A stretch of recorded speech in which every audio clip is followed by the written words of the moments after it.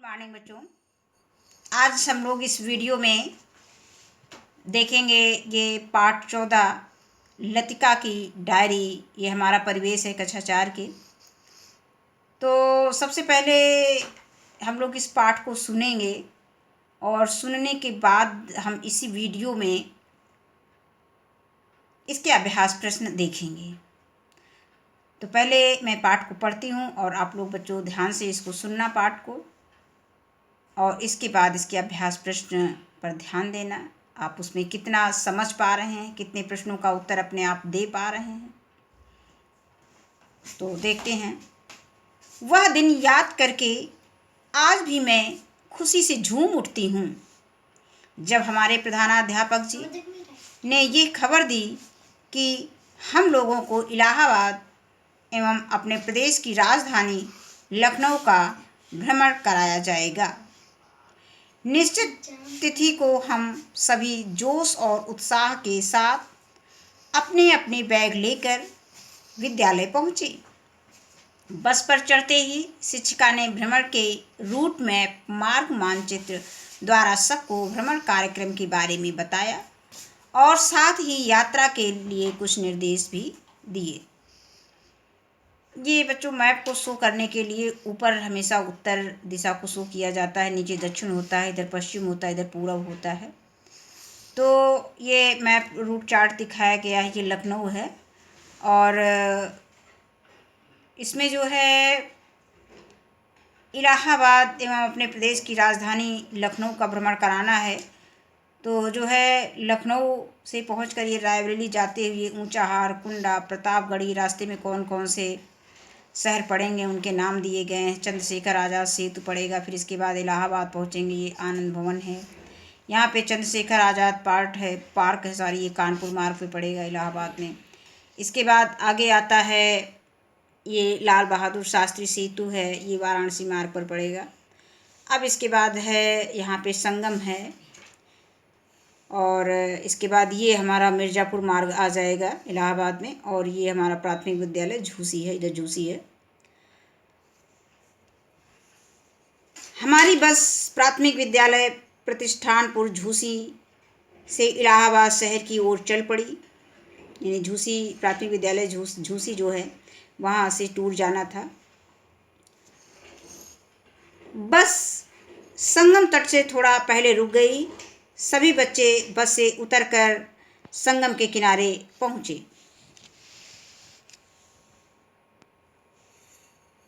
यहाँ गंगा, यमुना एवं सरस्वती नदियाँ मिलती हैं, इसलिए इसे संगम कहा जाता है।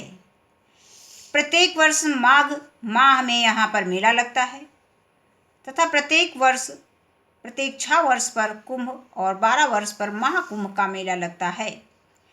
यहीं पर सम्राट अकबर द्वारा बनाया हुआ किला भी स्थित है। संगम तट के बाद हम लोग चंद्रशेखर आज़ाद पार्क यानी अल्फ्रेड पार्क भी इसको कहा जाता है पहुँचे। इसमें चंद्रशेखर आज़ाद की विशाल प्रतिमा लगी थी। यहाँ विभिन्न प्रकार के पेड़ एवं औषधीय पौधे देखने को मिले। यहीं पर संग्रहालय और एक प्राचीन सार्वजनिक पुस्तकालय देखा। ये बच्चों आनंद भवन का चित्र दिखाया गया है। हम सब ने आनंद भवन व स्वराज भवन भी देखा। आनंद भवन से ही लगा हुआ जवाहर नक्षत्रशाला भी है, जहां हमने आकाश मंडल के तारों की स्थिति की जानकारी प्राप्त की। हम दोबारा बस में सवार हुए। सब लोग अपनी अपनी सीट पर बैठ गए। हम सब लखनऊ शहर की ओर निकल चुके थे। सभी अपने साथ लाए बिस्किट, नमकीन, लीची, अमरूद आदि आपस में बांटकर खा रहे थे। शिक्षिका के निर्देश के अनुसार खाली पैकेट एवं छिलके एक अलग थैली में इकट्ठा कर रहे थे। बातचीत करते हुए रास्ते का पता ही नहीं चला। हमारी बस लखनऊ शहर के अंदर प्रवेश कर चुकी थी। ये विधानसभा भवन है। गोमती नदी के किनारे बसा लखनऊ हमारे प्रदेश की राजधानी है। हमने लखनऊ में विधानसभा भवन देखा, जहां प्रदेश के मुख्यमंत्री, उनके मंत्रिमंडल के मंत्री और विधानसभा के सदस्य बैठते हैं। यहाँ की प्रसिद्ध ऐतिहासिक इमारतों में रेजिडेंसी, रूमी दरवाज़ा, छोटा इमामबाड़ा, बड़ा इमामबाड़ा प्रमुख है। बड़े इमामबाड़े में भूल भुलैया है। इसे अवध के नवाबों ने बनवाया था। भूल भुलैया से निकलकर हम चिड़ियाघर पहुँचे। चिड़ियाघर में देश विदेश के पशु पक्षी हैं। लखनऊ की चिकन की कढ़ाई विश्व प्रसिद्ध है। कुटीर उद्योग के रूप में चिकन की कढ़ाई अनेक घरों में होती है। यह शहर अपने नवाबों, रेवड़ियों एवं मुगलई पकवानों के लिए देश विदेश में प्रसिद्ध है। सायंकाल हम सब लखनऊ महोत्सव देखने गए। ये बच्चों चित्र लखनऊ महोत्सव का किताब में दिखाया गया है। ये सभी स्टॉल लगे हुए हैं हर शहर के, जैसे लखनऊ है, इलाहाबाद है, मथुरा है। गोमती नदी के किनारे आयोजित महोत्सव में प्रदेश के अनेक जनपदों के स्टॉल लगे थे। यहाँ विभिन्न प्रकार की प्रदर्शनी का आयोजन किया गया था। मथुरा जनपद के स्टॉल में किसी ने बांसुरी खरीदी तो किसी ने कृष्ण और राधा की मूर्ति खरीदी। मथुरा के लोग स्टॉल पर आने वाले सदस्यों के अभिवादन में राधे राधे बोल रहे थे। मथुरा को कृष्ण की जन्मस्थली के रूप में जाना जाता है। इन्हें भी जाने। बांसुरी मथुरा ब्रिज, इसको ब्रिज भी कहते हैं, का प्रमुख वाद्य यंत्र है। ब्रिज लोक संगीत में ढोल, मृदंग, झांझ, मजीरा, ढप, नगाड़ा, पखावज, इकतारा आदि वाद्य यंत्रों का प्रचलन है। द्वारकाधीश मंदिर एवं इस्कॉन मंदिर की भव्यता विश्व प्रसिद्ध है। अगला स्टॉल कानपुर का था। वहाँ विभिन्न प्रकार के मिल, कारखानों एवं मशीनों के मॉडल लगे थे, जिसे देखकर कानपुर के औद्योगिक नगर होने का आभास हुआ। स्टॉल पर सूती वस्त्र, ऊनी वस्त्र तथा चमड़े के विभिन्न प्रकार के सामान मिल रहे थे। कानपुर को 2 जिलों में बांटा गया है, कानपुर नगर और कानपुर देहात। कानपुर शहर गंगा नदी के तट पर स्थित है। यहाँ चंद्रशेखर आजाद कृषि विश्वविद्यालय तथा भारतीय प्रौद्योगिकी संस्थान IIT है। प्रदर्शनी के पंडाल के बाहर लाल पक्की मिट्टी की कलात्मक मूर्तियाँ, हाथी, घोड़े, फूलदान एवं अन्य खिलौने लगे थे। हम सब ने अपनी पसंद के खिलौने खरीदे। यह स्टॉल गोरखपुर का था। गोरखपुर राप्ती नदी के पूर्वी तट पर स्थित है। यहाँ गोरखनाथ मंदिर, गीता प्रेस परिसर, आरोग्य मंदिर, रामगढ़ ताल गीता वाटिका आदि दर्शनीय इमारतें एवं स्थल हैं। यहाँ का सूती वस्त्र उद्योग प्रसिद्ध है। कई चीनी मिलों के अलावा यहाँ उर्वरक का बड़ा कारखाना भी है। शिक्षा के क्षेत्र में दीनदयाल उपाध्याय विश्वविद्यालय अपनी उपलब्धियों के लिए विख्यात है। देश का सबसे बड़ा रेलवे प्लेटफार्म गोरखपुर का है। गोरखपुर के पांडाल के पास ही वाराणसी का पांडाल लगा था, जहाँ आधुनिक तकनीकी द्वारा चलचित्र के माध्यम से वाराणसी दर्शन कराया जा रहा था। वाराणसी के से लगभग 8 किलोमीटर दूर सारनाथ में बुद्ध ने अपने 5 शिष्यों को सबसे पहले बौद्ध धर्म की शिक्षा दी थी। सारनाथ में एक राजकीय संग्रहालय भी है, जहां सम्राट अशोक द्वारा बनवाए गए 4 सिंहों वाला स्तंभ भी रखा है। पीठ से पीठ सटाए हुए यही 4 स्तंभ हमारा राज चिन्ह है। ये राज चिन्ह दिखाया गया है। महामना मदन मोहन मालवीय द्वारा स्थापित शिक्षा का प्रमुख केंद्र बनारस हिंदू विश्वविद्यालय यहीं स्थित है। चलचित्र द्वारा दशाश्वमेध घाट की गंगा आरती का संगीतमय कार्यक्रम देखना हम सभी को बहुत अच्छा लगा। हम सब ने विश्वनाथ मंदिर के साथ ही ज्ञानवापी मंदिर मस्जिद का भी दर्शन किया।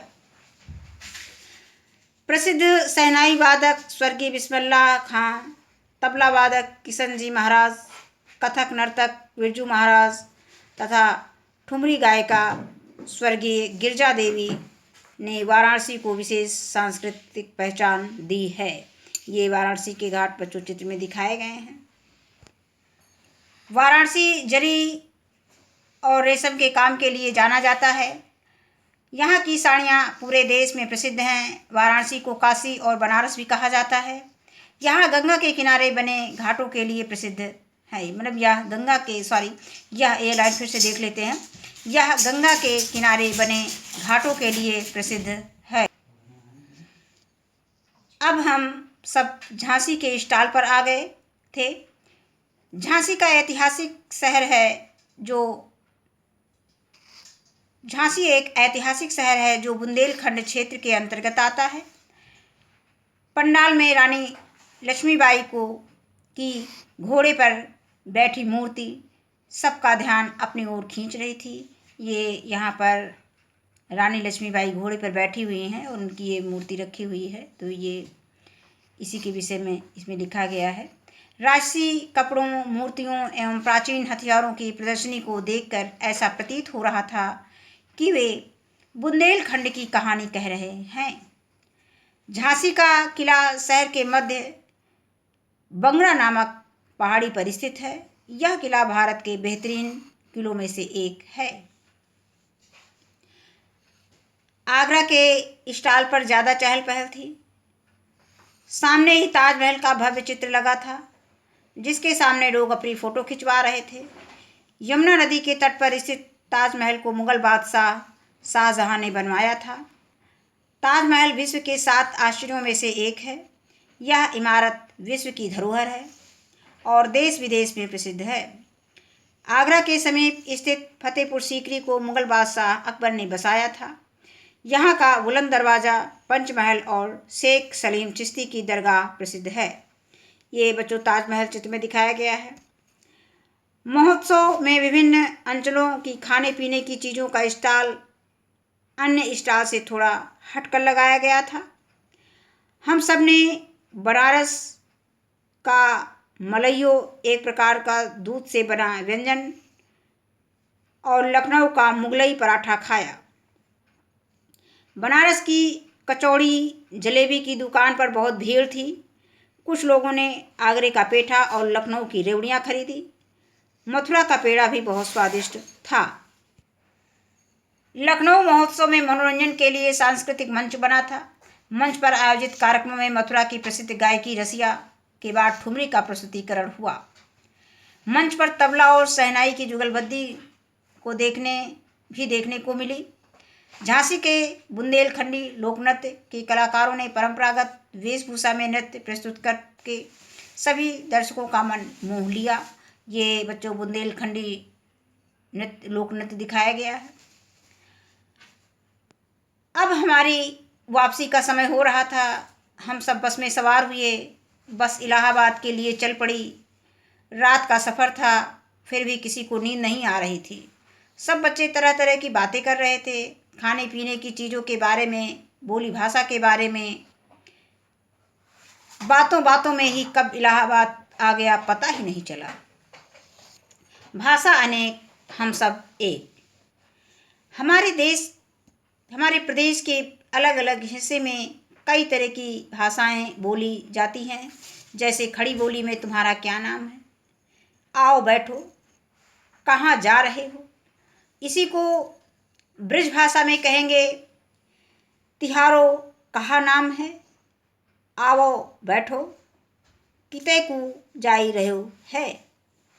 इसके बाद इसी को हम अवधी भाषा में बोलेंगे तुहार का नाम है, आवा बैठा, कहाँ जात आहा।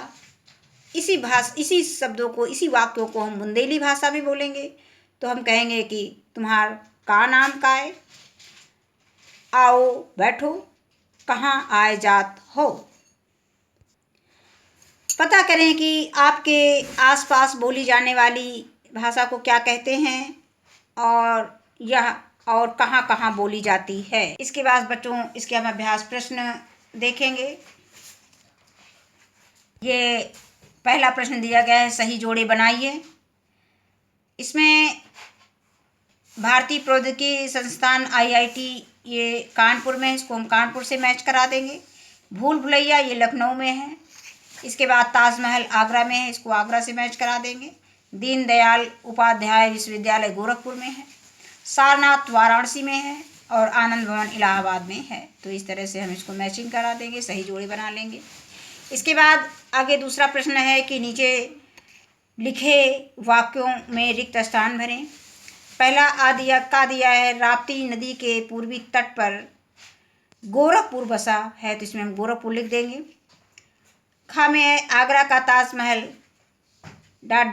नदी के किनारे बसा है, यानी यमुना नदी के किनारे बसा है, यहाँ पे यमुना नदी लिख देंगे।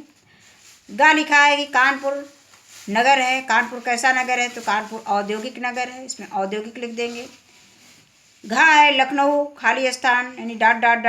नदी के किनारे बसा है, तो लखनऊ किस नदी के किनारे बसा है, लखनऊ गोमती नदी के किनारे बसा है। इसके बाद अंगा, झांसी ... क्षेत्र में आता है, तो झांसी बुंदेलखंड क्षेत्र में आता है। इसके बाद मथुरा का प्रसिद्ध गायकी क्या है, रसिया है, तो रसिया लिख देंगे इसमें ... के स्थान पर ये चा में। रसिया मथुरा की प्रसिद्ध गायकी है। इसके बाद जा है, संगम ...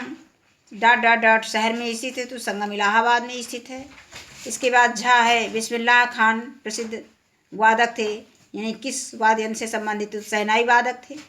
इसके बाद एक प्रश्न इसमें दिया गया है जिसका उत्तर हमने इसमें नहीं लिखा है, इसको हम मानचित्र पर देखेंगे और देख करके इसको अपने मन से इसको अपने कॉपी में लिखेंगे कि जो लखनऊ महोत्सव में जो स्टॉल लगी हुई थी उनके आसपास कौन से जनपद पड़ते हैं। ये आप लोगों के लिए है, अगर इसमें कोई परेशानी है तो इसको कमेंट बॉक्स में लिखना। आगे आता है प्रश्न संख्या 4।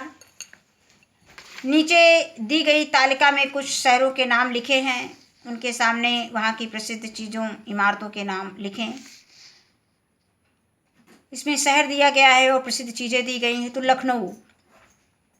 लखनऊ में क्या क्या चीज़ें प्रसिद्ध हैं। लखनऊ में छोटा बड़ा इमामबाड़ा प्रसिद्ध है, चिकन की कढ़ाई प्रसिद्ध है। और आगरा में पेठा प्रसिद्ध है, आगरा के पेठे। और आगरा का ताजमहल यानी ताजमहल प्रसिद्ध है, पेठा और ताजमहल आगरा में प्रसिद्ध है। इसके बाद आता है मथुरा, तो मथुरा में पेड़ा प्रसिद्ध है और द्वारिका मंदिर प्रसिद्ध है। कानपुर का देखें तो कानपुर में प्रसिद्ध चीज़ें हैं, चंद्रशेखर आज़ाद कृषि विश्वविद्यालय और दूसरा है भारतीय प्रौद्योगिकी संस्थान IIT। इसके बाद झांसी में देखें तो झांसी का किला सबसे फेमस है, प्रसिद्ध चीज़ है वहाँ की। और इसके बाद हम गोरखपुर में आते हैं तो गोरखपुर में गोरखनाथ मंदिर है, गीता प्रेस परिसर है, आरोग्य मंदिर है और रामगढ़ ताल है। तो आज की वीडियो में बस इतना ही। वीडियो देखने के लिए धन्यवाद।